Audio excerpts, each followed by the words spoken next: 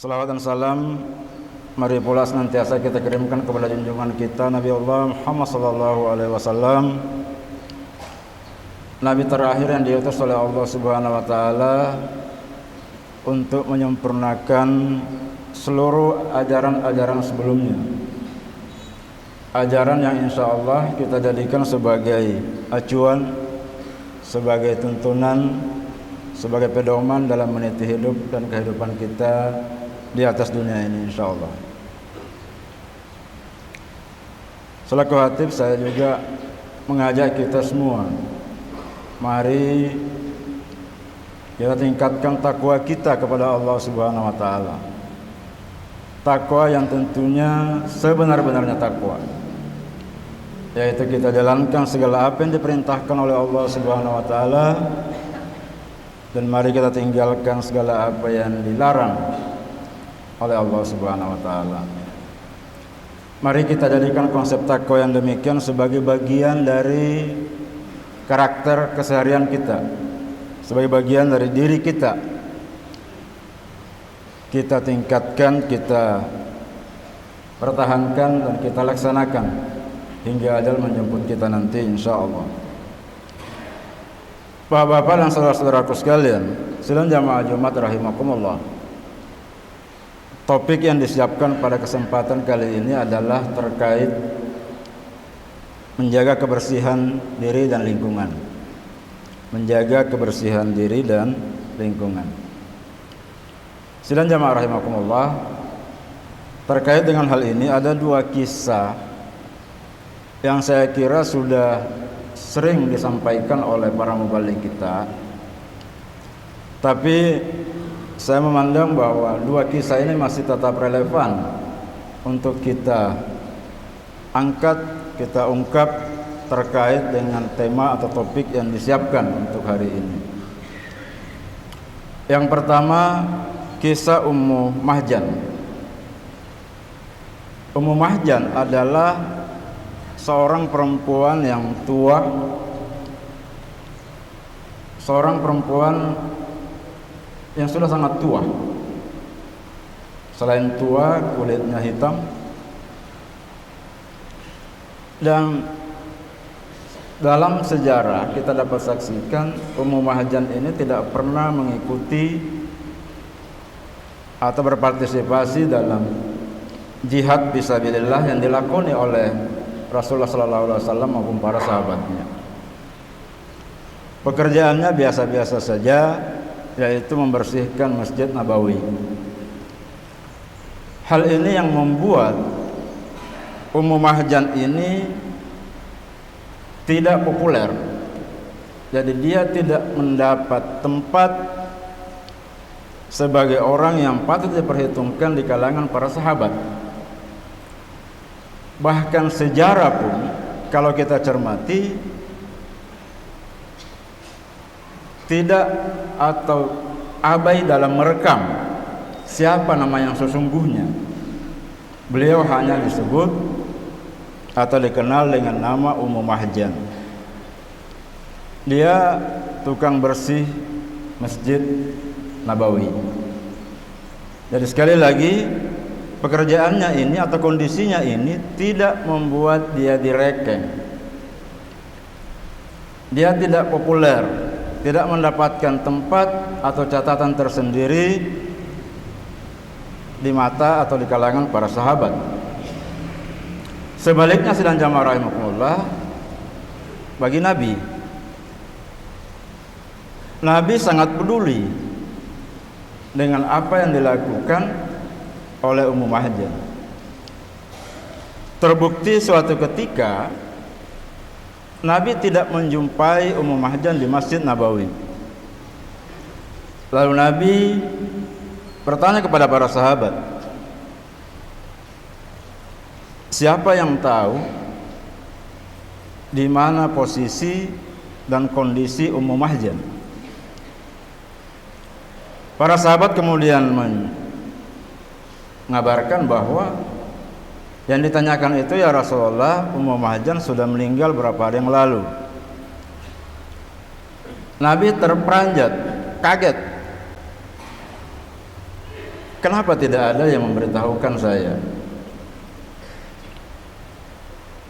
Lalu kemudian beberapa sahabat menyampaikan bahwa sebenarnya pada saat Ummu Mahjan meninggal, ada beberapa sahabat yang datang ke rumah Nabi, tapi Nabi sementara istirahat, sehingga para sahabat yang datang ini enggan atau segan membangunkan Nabi dari tidurnya. Nabi kemudian bertanya, kalau demikian di mana kuburannya? Di mana makamnya Ummu Mahjan itu? Singkat cerita, diantarlah Nabi ke tempat itu, dan sejarah dapat kita saksikan, setiba di kuburan itu Nabi kemudian salat dan berdoa, mendoakan Ummu Mahjan ini. Selanjutnya Nabi kemudian menyampaikan bahwa suasana kubur yang gelap akan menjadi terang karena salat yang dilakukan oleh Nabi. Dan Nabi juga mengabarkan kepada para sahabat bahwa Nabi menyaksikan amalan utama yang diterima oleh Allah Subhanahu wa taala dari Ummu Mahjan ini ternyata adalah pekerjaannya yang sering dan senang membersihkan masjid. Bahkan Allah mengganjar dia dengan sebuah bangunan utama dalam surganya Allah Subhanahu wa taala. Ini kisah yang pertama, tidak direkeng di mata para sahabat, tapi Nabi sangat peduli dan memperhatikan sosok yang satu ini. Yang kedua, kisah yang kedua, suatu ketika Nabi SAW berjalan bersama para sahabat dan melewati pekuburan. Lalu kemudian Nabi berhenti pada dua kuburan. Lalu kemudian Nabi mengambil pelepah kurma yang basah dan meletakkan di atas kuburan itu. Nabi kemudian menyampaikan kepada para sahabat bahwa orang yang ada dalam kubur ini sementara mendapatkan azab kubur, mendapatkan siksa kubur. Bukan karena persoalan yang luar biasa, bukan karena kedurhakaan yang luar biasa, tapi karena persoalan yang kadang kita anggap sepele, yaitu kencingnya yang tidak bersih, cara beristinjanya, sehingga ada air kencing yang menyemprot atau mengenai pakaiannya, lalu kemudian pakaiannya itu yang digunakan untuk sholat. Gara-gara itu kemudian dia disiksa atau mendapatkan siksa dalam kubur. Yang satu karena sering mengadu domba. Jadi kita fokus kepada yang satu itu gara-gara kencing, gara-gara tidak terjaganya kebersihan dirinya. Kalaupun kemudian Nabi mengatakan bahwa selama pelepah kurma ini belum kering, maka selama itu pula siksaan yang dirasakan oleh ahli kubur ini insya Allah berkurang. Wallahu a'lam, apakah ini yang kemudian menjadi dasar bagi kita di era kekinian, ketika kita berziarah kita menggunakan daun pandan dan semacamnya. Wallahu a'lam. Tapi kalau kita mengacu ke sana, kita tidak memiliki kemampuan seperti kemampuan yang dimiliki oleh Nabi.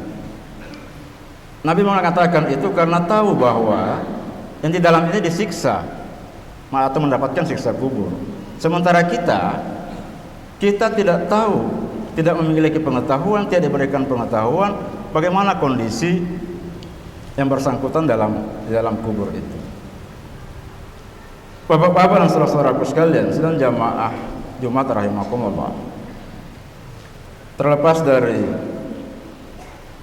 apa yang kita laksanakan atau kebiasaan-kebiasaan kita fokus terhadap kebersihan yang menjadi topik kita.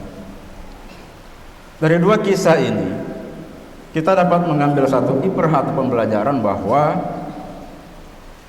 ternyata persoalan kebersihan yang terkadang kita anggap sepele, terkadang kita anggap sebagai sebuah hal yang remeh-temeh, ternyata mampu menjadikan kita sebagai ahli surga seperti yang dialami oleh Ummu Mahjan. Sebaliknya, persoalan kebersihan ini juga ternyata kalau kita tidak peduli mampu membawa kita merasakan siksa kubur, bahkan nerakanya Allah Subhanahu wa taala.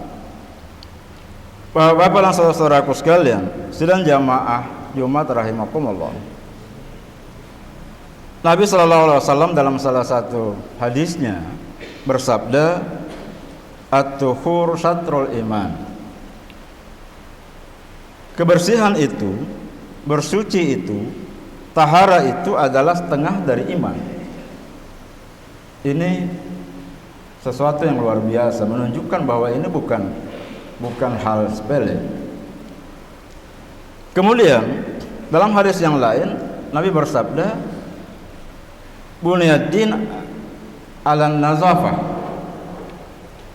Agama ini dibangun berasaskan kebersihan.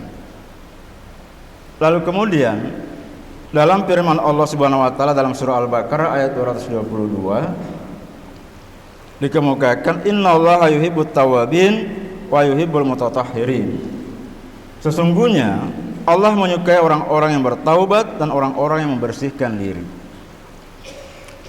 Dari dua kisah tadi ditambah dengan dalil baik itu hadis Nabi maupun ayat Al-Quran, jelas bagi kita bahwa persoalan kebersihan mendapat prioritas dalam agama kita.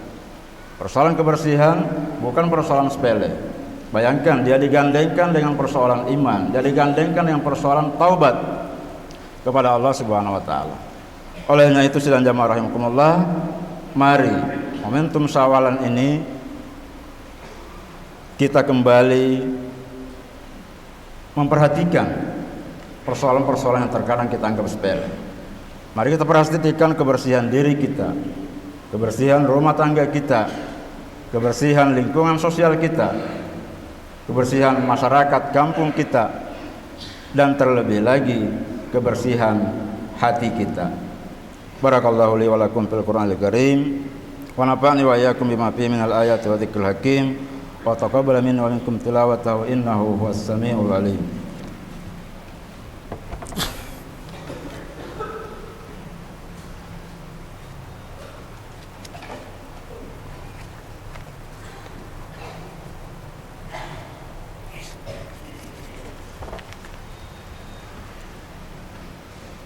Alhamdulillah, la ilaha illallah wa rabbul arsyil azim. Asyhadu an la ilaha illallah wahdahu la syarika lahu wa asyhadu anna Muhammadan abduhu wa rasuluhu la nabiyya ba'dahu. Allahumma shalli wa sallim ala Muhammad wa ala alihi wa ashabihi ajma'in. Amma ba'd. Ya ibadallah, ittaqullaha haqqa tuqatih wa la tamutunna illa wa antum muslimun. Wa qala Allah ta'ala fil Qur'anil Karim, a'udzu billahi minasyaitonir rajim. Bismillahirrahmanirrahim. Innallaha wa malaikatahu yusholluna 'alan nabi. Ya ayyuhalladzina amanu shallu 'alaihi wa sallimu taslima. Allahumma shalli 'ala Muhammad wa 'ala ali Muhammad kama shallaita 'ala Ibrahim wa 'ala ali Ibrahim wa barik 'ala Muhammad wa 'ala ali Muhammad kama barakta 'ala Ibrahim wa 'ala ali Ibrahim fil 'alamin innaka Hamidum Majid. Allahumma ghafir lil muslimina wal muslimat wal mu'minina wal mu'minat al ahya'i minhum wal amwat. Rabbana wa atina ma wa'adtana 'ala rusulika wa la tuhzina yawmal qiyamah innaka la tuhliful mi'ad. Rabbana atina fid dunya hasanah wa fil akhirati hasanah wa qina adzabannar. Ibadallah, innallaha ya'murukum bil adli wal ihsan wa ita'i dzil qurba wa yanha 'anil fahsya'i wal munkar wal baghi ya'idukum la'allakum tadhakkarun.